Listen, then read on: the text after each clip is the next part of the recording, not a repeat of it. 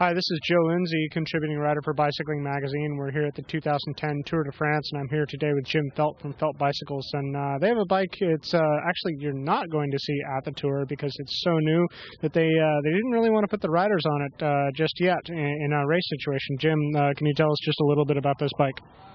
Yeah, this is the new F1.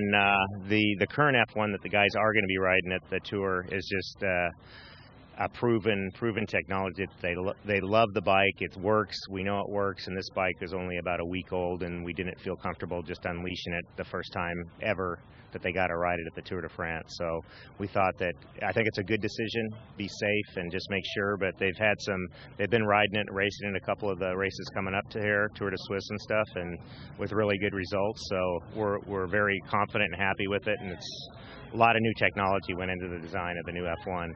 Okay, obviously you guys felt like it was time to come out with an update to the F1. What were some of the things that you looked at with the new bike that you felt like you needed to have in place to push it forward from where it was before?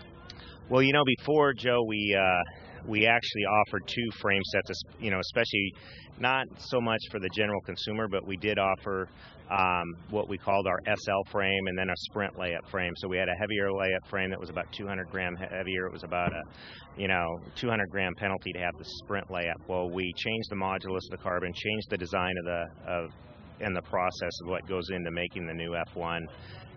Downsize the weight by 200 grams, so this is just over a 700 gram frame, and the stiffness is over what our sprint frame used to be.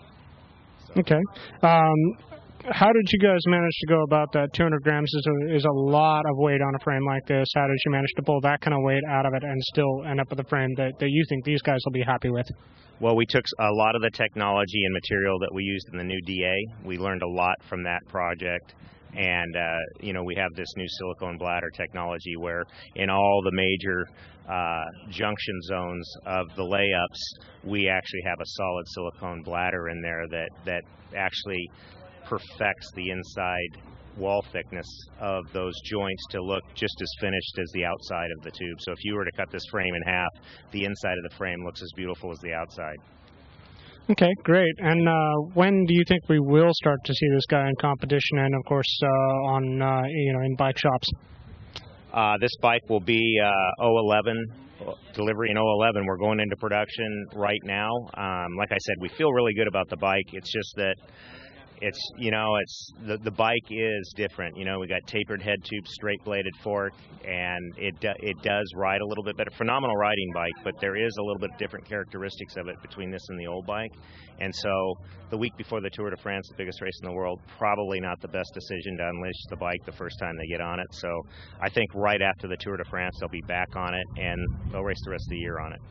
Okay, great. Thanks. This is Joe Lindsay, contributing writer for Bicycling magazine at the Tour de France.